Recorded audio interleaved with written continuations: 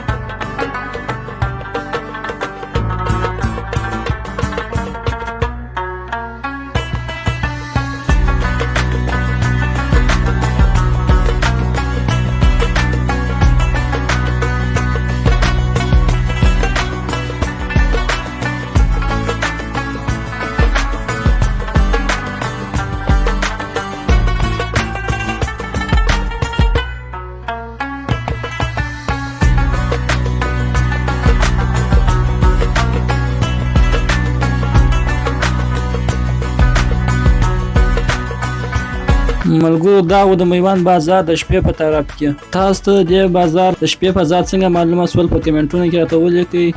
دا لیک چې ولاګ مو خوښ شوی، در بل دا ښایسته ولاګ پر پرلۍ الله مو سپارم. د الله په امان.